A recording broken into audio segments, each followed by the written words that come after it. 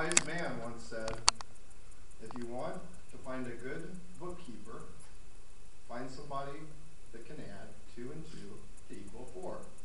If you want to find a good CPA, 2 and 2 will equal whatever you want it to. My wife is a bookkeeper, and she is the quintessential example of that. She is so honest, and she is so dedicated to making sure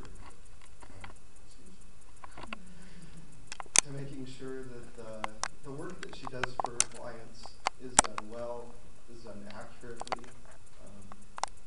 In a business of numbers, she goes well out of her way to make sure that there's nobody that is a customer of hers who ever feels like a number. She's somebody who, through her faith in Jesus Christ as a Christian woman, has made sure that she lives the principles that she believes in to the utmost. When I met her, she was working in business in Sears, and she was doing very well and moving up the ladder. She was a very, very hard worker. We would see each other in passing, and I was always impressed by her work ethic and how dedicated she was. She was also very pretty. Still is. So as the years went by, after we were married, we've been married almost as long as we've been unmarried now. She's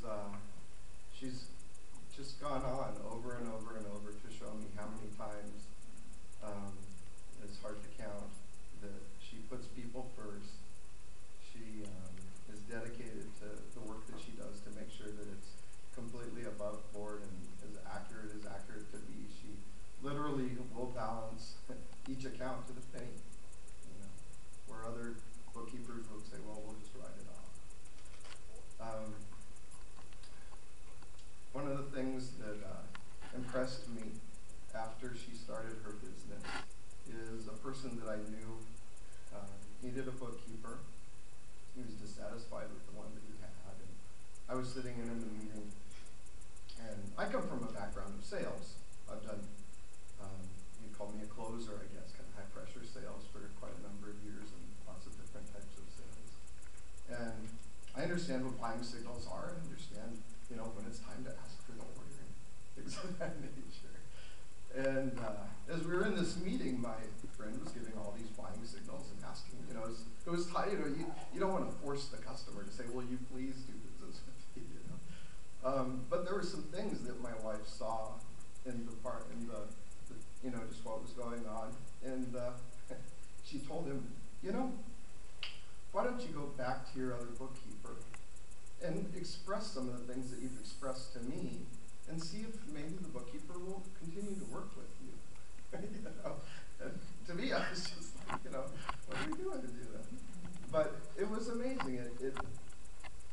In that transaction, because he's a friend of mine, I kind of followed along with the things that happened, and if we had tried to close the deal then, there would have been some, fairly large problems that would have come up.